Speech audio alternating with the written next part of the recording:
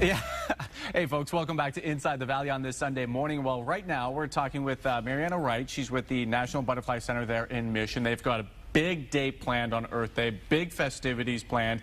And the theme this year is really interesting, too. It's like a creatures theme, right? It's Meet the Creatures. Okay. We started doing this a few years ago because the Valley actually is developing a problem similar to that in Florida, where people buy at pet stores animals that are non-native, but reptiles especially, that can thrive in our climate.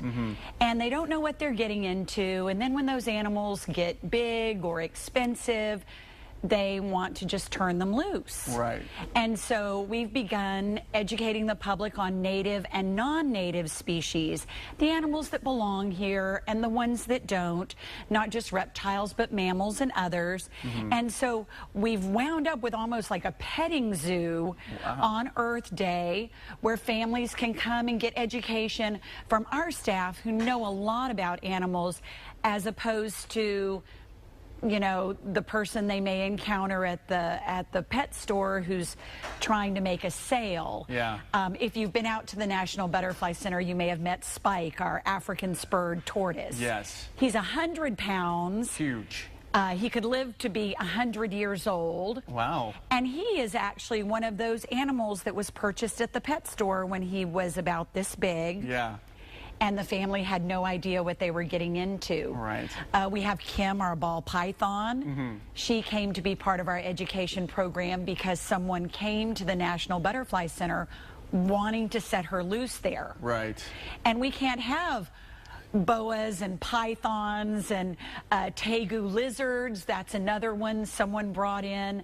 An African spurred tortoise is just running wild in Hidalgo County. So, you know, guinea pigs are non-native species that people buy. And it's turned into a huge success. So at the National Butterfly Center, they get to see our native species like Texas spiny lizards and Texas tortoises and corn snakes and different things that belong here.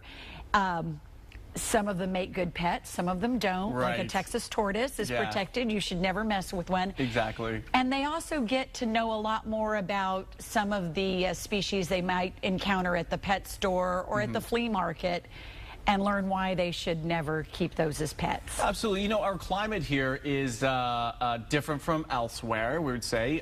Sometimes I know people may buy a pet, say, in Maine, and then they'll bring it all the way down here, and then they realize it's not working out here.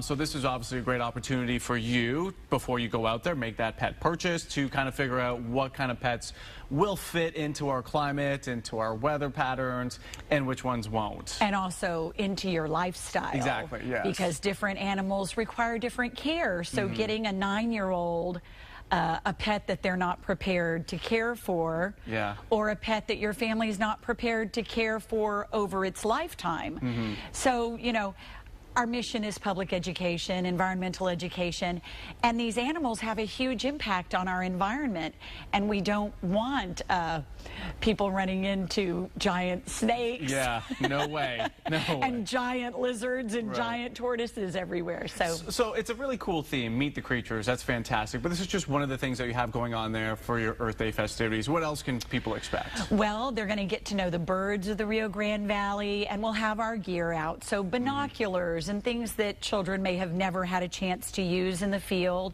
They'll be getting an introduction to insects through bug hunts. Who doesn't like that? We have scavenger hunts, and then we'll have all the fair and festival activities, the face painting and conservation crafts, all kinds of fun stuff for the kids, but for adults too. You know, lots of folks don't understand how rich the Rio Grande Valley is and our natural treasures.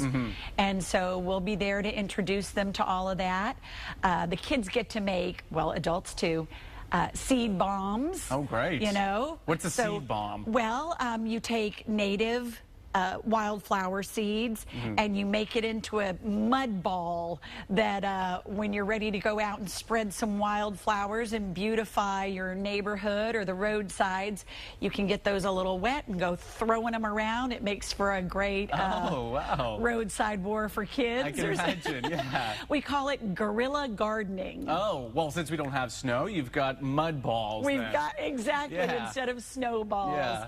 So it's a fun way for kids to get their hands dirty. It's good for your spirit. It's good for your relaxation. Your blood pressure comes down when you spend time in the gardens and on the trails. Why do you think it's so important, I mean, especially on Earth Day, for kids to kind of understand the importance of insects, animals, our soil, our earth here, especially in the valley, because it's different from other places around the United States. But why is it so important for kids to really kind of learn about, you know, what is here, what resources we have here in the RGV? Well, since we haven't found another planet yet that's inhabitable, we have to take care of the Earth. Right. And kids need to reconnect to nature. We have a phenomenon we call nature deficit disorder with our children nowadays.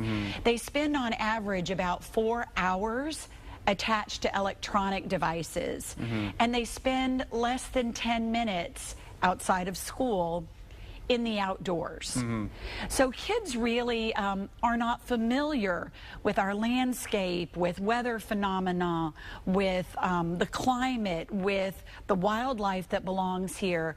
They can't, the average child cannot name 5 trees. Right. But they can name 5 video game characters or 5 pop stars. So yeah, so it's really important to get them away from the electronics and out into the environment itself. Well, when is the Earth Day festivities going to be there? It is Saturday, April 22nd, which is actually Earth Day. Right. And from 10 to 2, all of these activities will be going on and will be open for free. Great. So it's one of just a few days during the year that the National Butterfly Center is open for free for everyone to come, whether it's your first time or your 10th time, to come out and learn all about what makes the Rio Grande Valley and our wilderness and our wildlife so special. Absolutely. Sounds like it's going to be a good time, Marianne. It's always great to see you. And folks, we posted some more information there on your screen. Give this number a call, 956-583-5400. That's going to do it for us for Inside the Valley on this Sunday morning. Happy Easter. Enjoy the rest of your weekend. I'll see you here next Sunday. Take care.